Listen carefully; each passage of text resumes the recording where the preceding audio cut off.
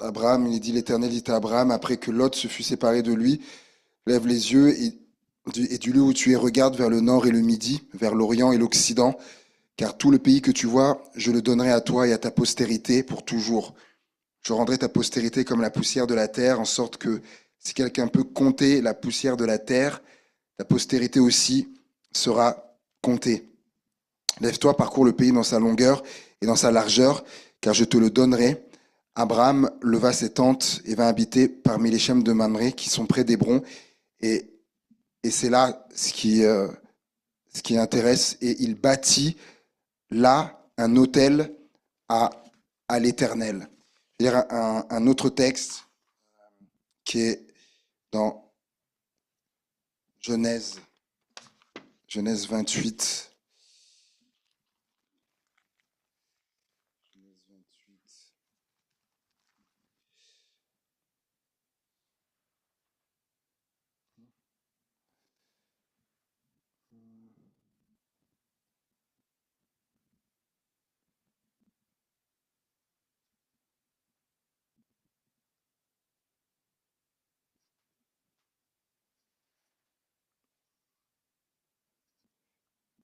Et le verset, Genèse 28, verset 20.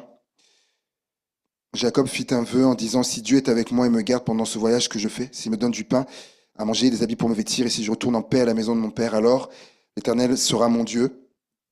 Cette pierre que j'ai dressée pour monument sera la maison de Dieu, et je te donnerai la dîme de tout ce que tu me donneras. Cette pierre-là qu'il a dressée, là, c'est ce qu'on appelle, c'est un autel, on appelle. Et il est dit qu'Abraham, euh, il bâtit là un autel à l'Éternel. Et j'ai juste cette pensée qui me part pas, donc qui part pas. Donc je vais la donner. Il faut qu'il bâtisse ou rebâtisse. S'il avait été bâti, il faut qu'il rebâtisse un autel, un autel et l'autel de la prière, l'autel de la prière ensemble. Et si c'est pas si c'était bâti, à rebâtir, mais s'il n'avait pas bâti, il est à bâtir. Et vraiment, depuis tout à l'heure, j'ai cette pensée, il faut que je la donne, mais il bâtit là un autel, qui puisse bâtir ensemble un autel, l'autel de la prière, ou rebâtir l'autel de la prière. On va partager un texte, une pensée. La nouvelle année,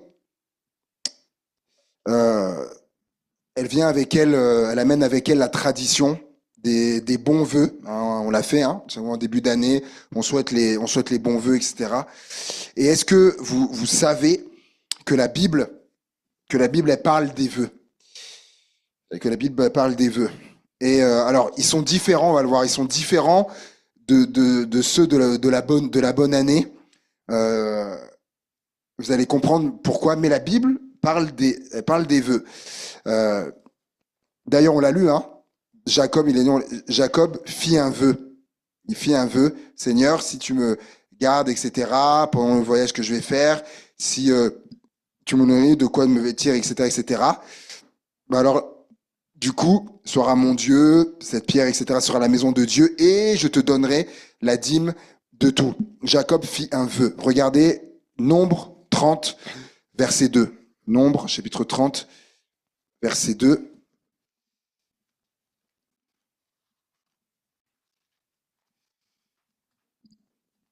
Soit on va lire pas mal de textes, quelques textes. Nombre 30, verset 2.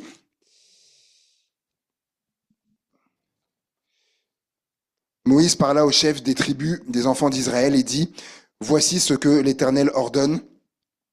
Lorsqu'un homme fera un vœu à l'Éternel ou un serment pour se lier par un engagement, il ne violera point sa parole, il agira selon tout ce qui est sorti de sa bouche.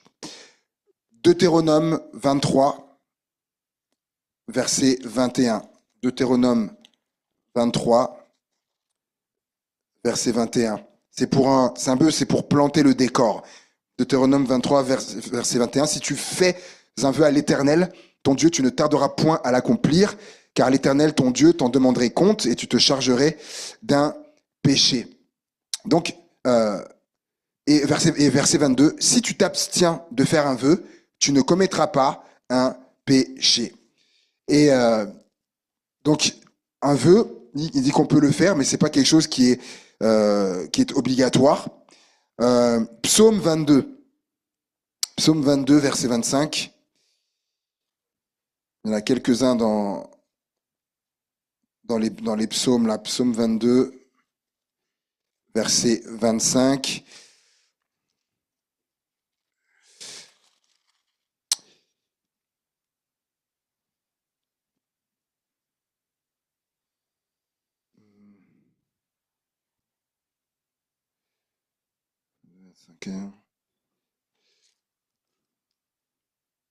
Ah, là, je pense que j'ai fait une erreur en tapant. C'est pas celui-là. 22, verset 25. Non, c'est pas celui-là. C'est pas grave. On va aller au 50, verset 14. Voilà. Offre pour sacrifice à Dieu des actions de grâce et accomplis tes vœux envers le Très-Haut. Regardez Psaume 61, verset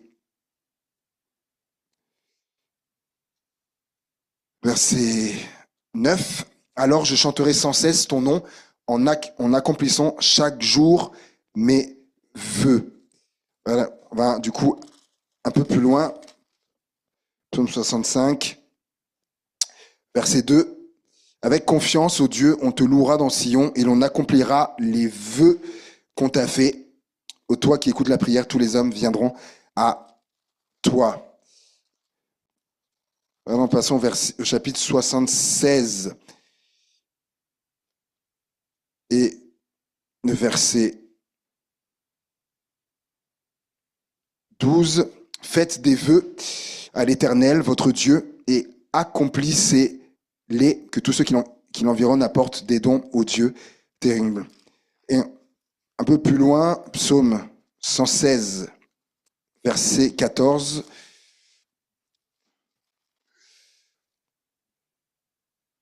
Voilà, j'accomplirai mes vœux envers l'Éternel en présence de tout son peuple. Et au verset 18, j'accomplirai mes vœux envers l'Éternel en présence de tout son peuple. Donc il y a cette répétition. Et enfin, Ésaïe chapitre 19. Ésaïe chapitre 19. Et le verset 21. Et l'Éternel sera connu des Égyptiens, et les Égyptiens connaîtront l'Éternel en ce jour-là. Ils feront des sacrifices et des offrandes, ils feront des vœux à l'Éternel et les accompliront. Euh, je pense que maintenant, là, on peut dire que donc faire des vœux, c'est quelque chose qui est biblique, hein, sans aucun doute. On voit que c'était ancré dans la culture d'Israël, du peuple d'Israël, les Hébreux, donc de faire des vœux. Et toutefois, même si la Bible en parle, que c'est possible de faire des vœux, toutefois, il y a une mise en garde. Une mise en garde. On l'a lu, on peut faire des vœux, mais la condition, lorsqu'on fait un vœu, la condition, c'est de respecter l'engagement qui est attaché à ce vœu. Regardez ce que dit l'Ecclésiaste. Ecclésiaste, au chapitre 5. Tout à fait. Regardez, on va le lire. Ecclésiaste, chapitre 5, verset 4. Mieux vaut pour toi ne point faire de vœu que d'en faire un et de ne pas l'accomplir. En ce sens que, avant de faire un vœu, il faut bien réfléchir. Il faut bien réfléchir parce que c'est pas quelque chose qui est fait comme ça. Regardez, il y a un exemple qui est extrêmement frappant et parlant. C'est dans le livre des Juges, au chapitre 11 et le verset 30. Juges chapitre 11, verset 30. Jephthé fit un vœu à l'Éternel et dit: si tu livres entre mes mains les fils d'Amon, quiconque sortira des portes de ma maison au devant de moi, à mon heureux retour de chez les fils d'Amon, sera consacré à l'Éternel, et je l'offrirai en holocauste. Jephthé marcha contre les fils d'Amon, et l'Éternel les livra entre ses mains. Il leur fit éprouver une très grande défaite depuis Aroër jusque vers Minit, espace qui renfermait 20 villes, et jusqu'à Ebel Kéramim. Et les fils d'Amon furent humiliés devant les enfants d'Israël. Jephthé retourna dans sa maison à Mitzpah, et voici sa fille, sortit au devant de lui avec des tambourins et des danses. C'était son unique enfant. Il n'avait point de fils et point d'autre fille. Dès qu'il la vit, il déchira ses vêtements et dit: Ah, ma fille, tu me jettes dans l'abattement. Tu es au nombre de ceux qui me troublent. J'ai fait un vœu à l'Éternel et je ne puis le révoquer. Elle lui dit: Mon père, si tu as fait un vœu à l'Éternel, traite-moi selon ce qui est sorti de ta bouche, maintenant que l'Éternel t'a vengé de tes ennemis, des fils d'Amon. Et elle dit à son père: Que ceci me soit accordé. Laisse-moi libre pendant 2 mois. Je m'en irai, j'errerai dans les montagnes, je pleurerai ma virginité avec mes compagnes. Il répondit: Va. Il la laissa libre pour 2 mois. Elle s'en alla avec ses compagnes et elle pleura sa virginité sur les montagnes. Au bout des 2 mois, elle revint vers son père et il accomplit sur elle le vœu qu'il avait fait. Elle n'avait point connu d'homme. Dès lors s'établit en Israël la coutume que tous les enfants, tous les ans, les filles d'Israël vont célébrer la fête de Jephthé le Galadite 4 jours par année. Quel, il n'y a pas d'autre mot.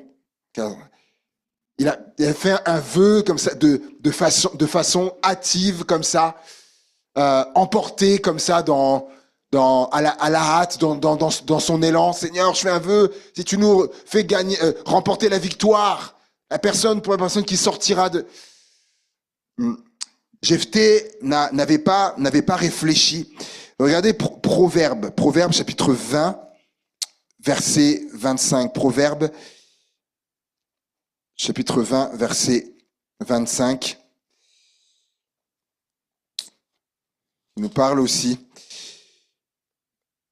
C'est un piège pour l'homme que de prendre à la légère un engagement sacré et de ne réfléchir qu'après avoir fait un vœu. C'est avant qu'il faut réfléchir. C'est pas après. Et est-ce que vous connaissez des exemples de personnes dans la parole de Dieu qui ont fait des vœux? Alors on a vu Jacob, là, on a parlé là de Jephthé. Est-ce que il vous vient à l'esprit des personnes dans la parole de Dieu qui ont fait des vœux, qui ont fait un vœu? Ah, David. Oui, quel vœu de David? Ah, parce que là, va falloir être précis. Est-ce que... Comment? Ouais, Anne, regardons ça ensemble dans 1 Samuel, sauf erreur au chapitre 1er, c'est dès le départ, normalement 1 Samuel 1 ou 2, non, c'est chapitre 1er, verset 11. 1 Samuel 1, verset 11. Elle fit un vœu en disant: Éternel des armées, si tu daignes regarder l'affliction de ta servante, si tu te souviens de moi et n'oublie point ta servante, et si tu donnes à ta servante un fils, je le consacrerai à l'Éternel pour tous les jours de sa vie, et le rasoir ne passera point sur sa tête. Et au verset 27, il est dit: c'est pour cet enfant que je priais, et l'Éternel a exaucé la prière que je lui adressais. Aussi, je veux le prêter à l'Éternel. Il sera toute sa vie prêté à l'Éternel, et il se prosternera devant l'Éternel, avec Élie. Donc, pourquoi il est possible de faire un vœu, que c'est biblique? Parce qu'en fait, un vœu, c'est rattaché à la prière. C'est comme une prière, en fait, qu'on fait. Et pour ça, verset 27, elle a dit: c'est pour cet enfant que je priais, l'Éternel a exaucé la prière que je lui ai adressée. C'est quelque part, c'est comme une prière, en fait. Et on voit qu'elle a respecté ce qu'elle avait dit. Si tu me donnes un fils, elle était stérile. Si tu me donnes un fils, voilà, ben je le consacrerai, il sera à ton service. C'est ce qu'elle a fait avec son fils Samuel. Et ça m'a rappelé une anecdote de cette personne chrétienne, hein, qui, elle n'avait pas de travail. Personne n'avait pas de, elle galérait à trouver du travail. Et à un moment donné, ben, elle a fait cette prière au Seigneur, qui est l'équivalent d'un vœu, où elle a dit, ben, Seigneur, ben, si tu me fais trouver un travail, eh ben, je te servirai dans ton église, je te servirai, peu importe le service que ce sera, je te servirai. Dieu, il nous prend au mot, hein.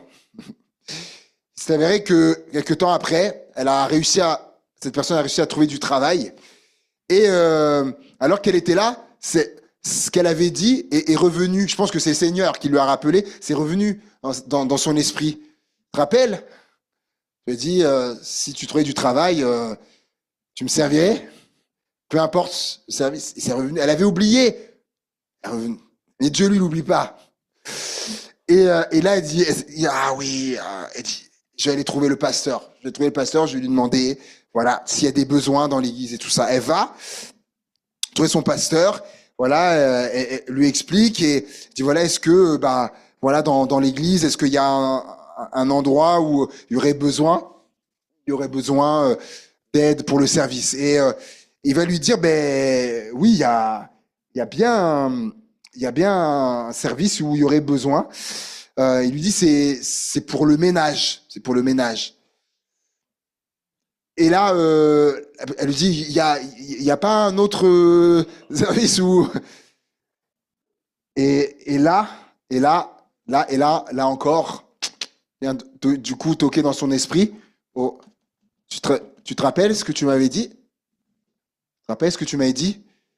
Je servirai, peu importe le service tu auras besoin. Et là, face au Seigneur, on peut rien faire.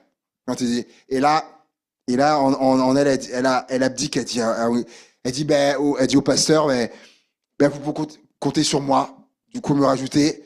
Du coup, voilà, je m'engage, je viendrai du coup et me rattacher du coup au service du ménage. Elle était à deux doigts, mais elle a respecté l'engagement, le vœu qu'elle avait fait. Notre personnage, et j'avais jamais prêté attention, qui a fait aussi un vœu, c'est Jonas.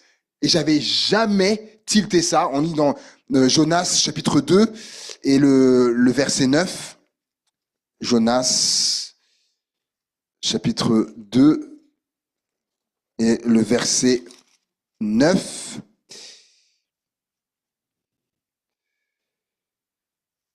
Même, verset 10 même, pour moi.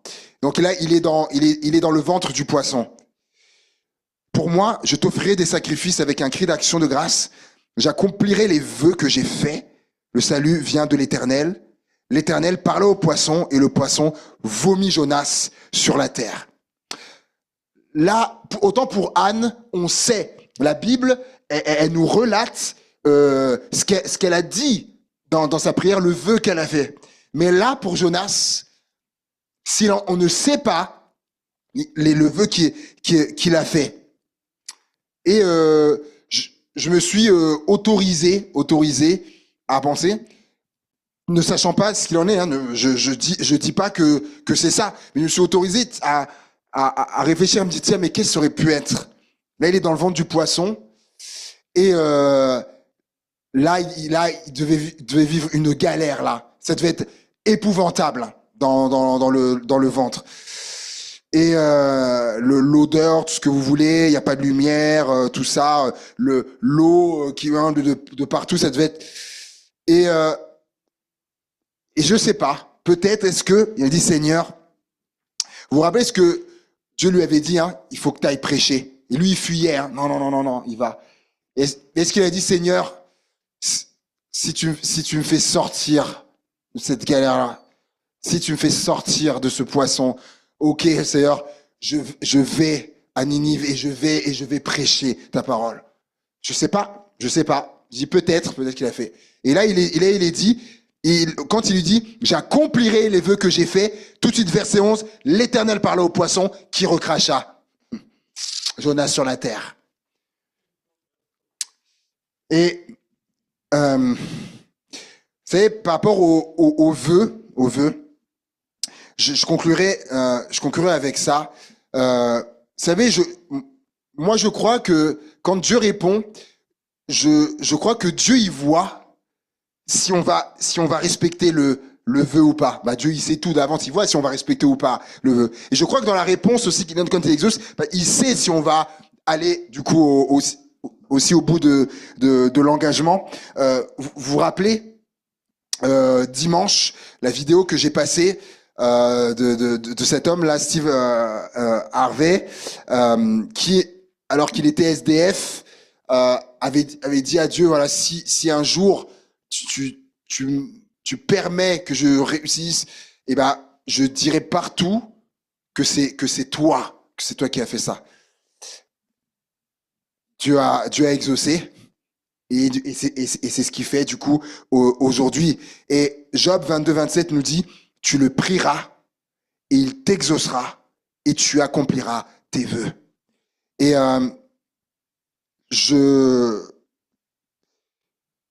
non, je vais m'arrêter là.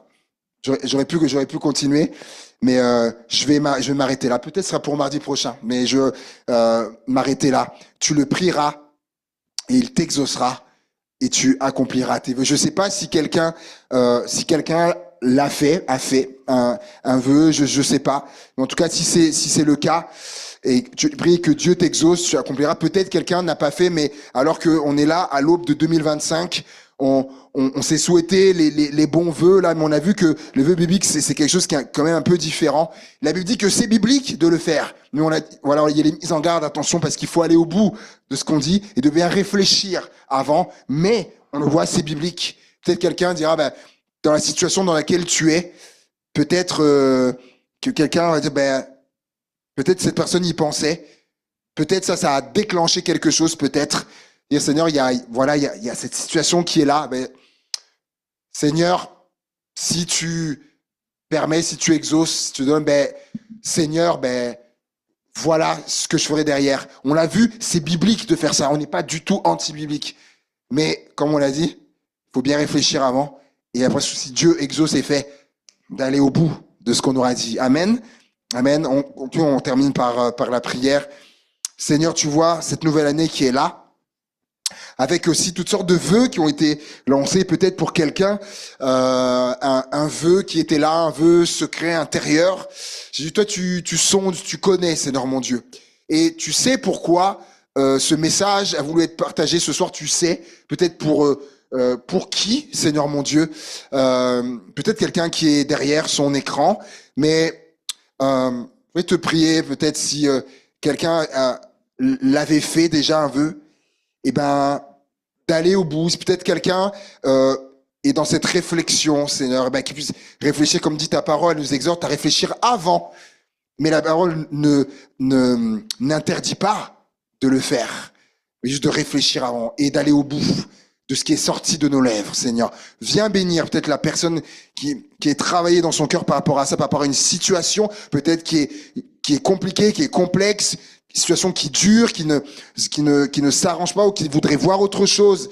Et Seigneur, et il y a cette pensée d'un vœu, mais Seigneur, voilà, prends soin de cette personne, Seigneur mon Dieu, et que les choses se passent comme tu le veux, selon ta volonté, Seigneur, et pour ta gloire toujours, au nom de Jésus. Amen. Amen.